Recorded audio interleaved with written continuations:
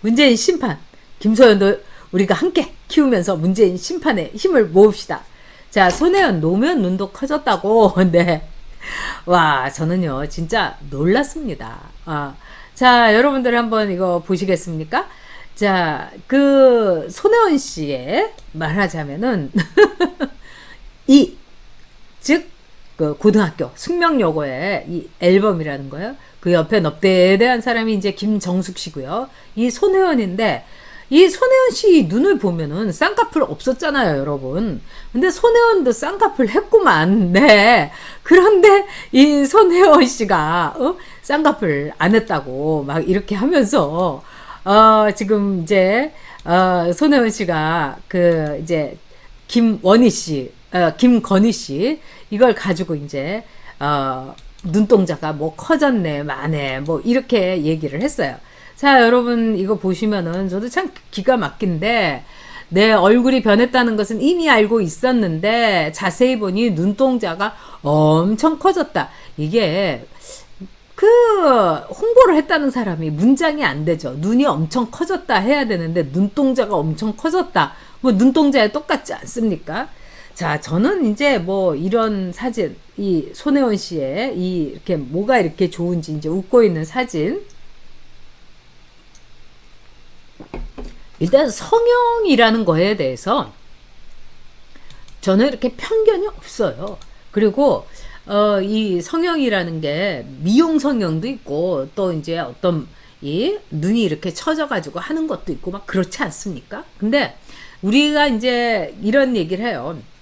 오래 전부터 이제 미국도 그렇고 뭐 전 세계 한국도 그렇고 뭐 성형 공화국이다 뭐 어쩌다 하는데 이제 우리가 그거를 뭐 반드시 이뻐지기 위한 이런 걸 떠나서 이제 사람들이 굉장히 오래 사는 거예요. 그렇다면은 자기가 얼굴을 이렇게 가꾸고 뭐 이런데 이렇게 저기 이 뭐 늘리고 뭐 이런 모든 것들도 우리가 영양제를 먹는다든지 또는 이 보충제를 먹는다든지 이거하고 똑같다는 겁니다. 그래서 미국의 한 성형외과 의사가 당신이 정말 우아하게 늙고 싶으면은 우아하지 못한 과정을 거쳐야 된다. 이러면서 이제 우리가 100세까지 가는 이 시대에 있어서는 이 성형수술이라든가 이런 거는 필수품이나 마찬가지다. 이런 얘기를 했어요.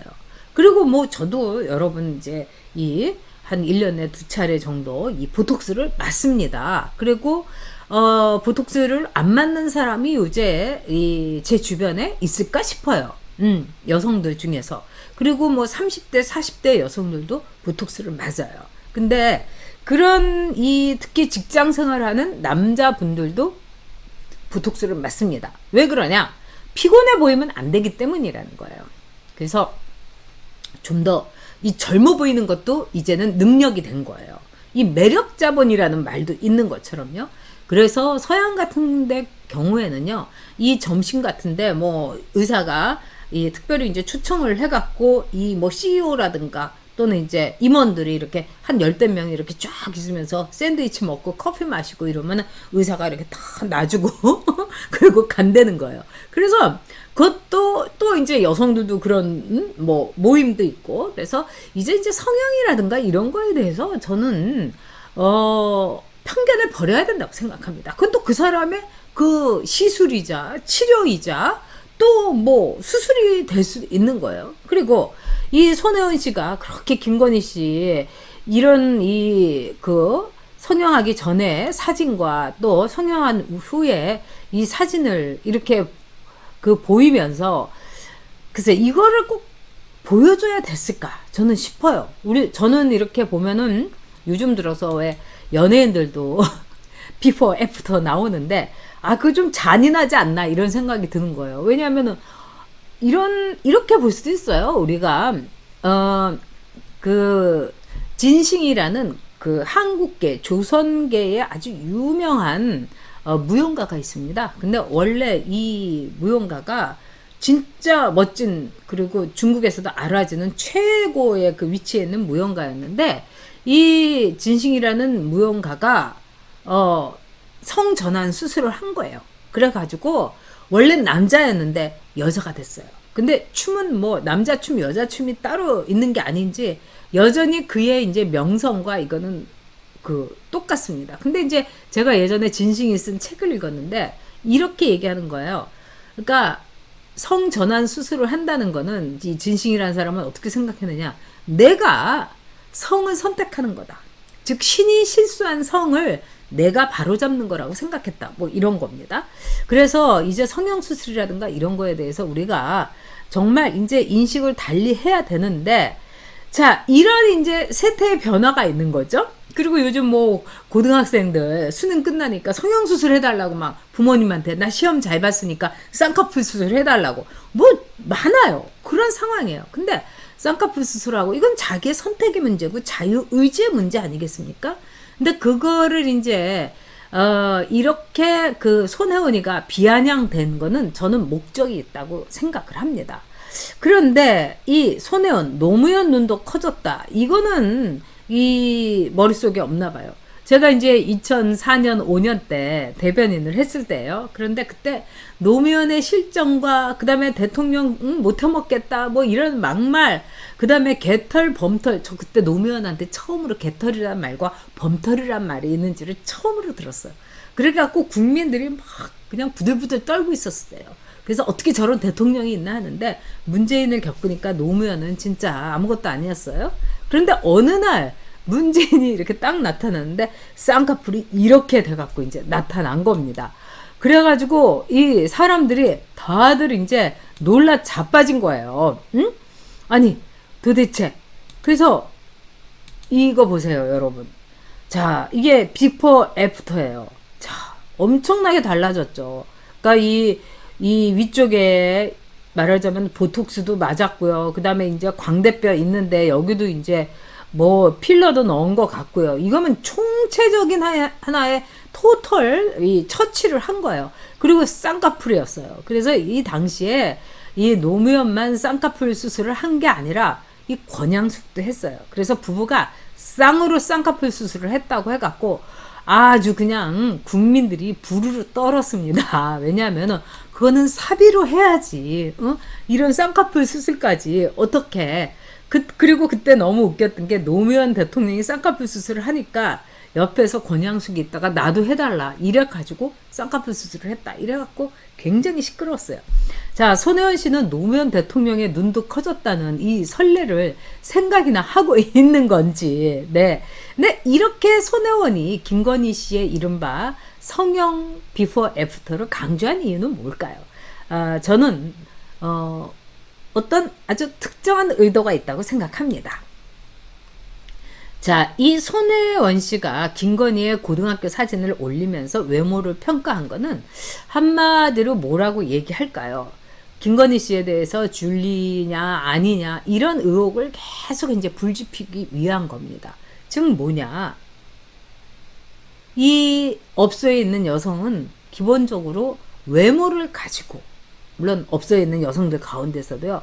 뭐 머리도 좋고 뭐 또 외모가 아니라 뭐 다른 걸로도 승부를 보는 여성들이 참 많습니다. 입담이 굉장히 좋은 여성도. 근데 어쨌든 예뻐야 되는 거죠. 젊고 예쁘고. 그런 점에서 이 김건희 씨의 이 사진을 이렇게 한 거는 어떤 줄리의 이미지를 계속 거기다가 이제 접목시키려는 의도가 있는 거죠.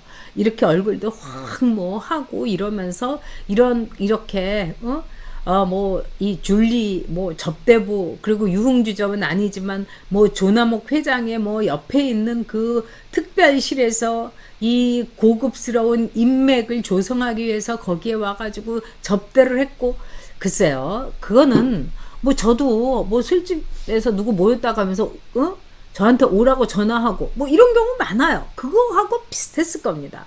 물론 이제 김건희 씨는 뭐 다른 사업도 하고 뭐 이랬기 때문에 인맥을 쌓는 것도 좋죠. 그러면 누가 뭐 좋은 사람 있으니까 같이 한번 어울려 보자 이러면 갈 수도 있는 거예요. 그런데 즉 국민의힘에서는 이 문제에 대해서 김건희 씨의 외모를 평가하면서 유흥 접대부와 김건희 씨의 어떤 이미지를 연결하려고 하는 거다. 저는 이게 맞다고 생각합니다. 이 최재현 대변인이 이렇게 얘기했는데 이런 의도가 그들에게 분명히 있는 거죠. 또 뿐만 아니라 여러분들이 정말 징글징글하게 여기는 진혜원이 이런 말을 했어요.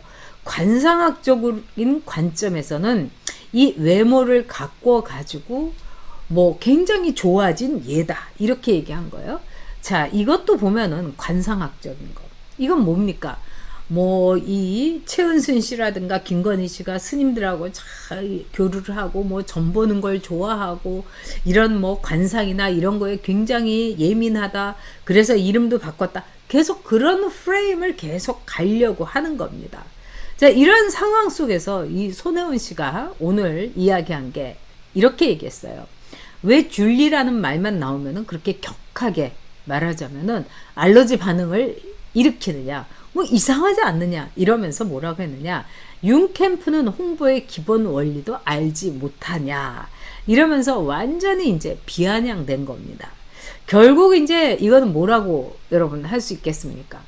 즉 홍보라는 거, 뭐 PR이라는 건 이 손혜원 얘기는 피할 건 피하고 알릴 건 알려야 되는데 너희들은 그냥 줄리라는 이름만 나오면은 그렇게 난리를 치니까 너희들이 뭔가 아쉽고 너희들이 뭔가 약점이 있어서 그런 거지 이러면서 엄청나게 이제 비아냥된 그 사례다 이렇게 볼 수 있는 거죠.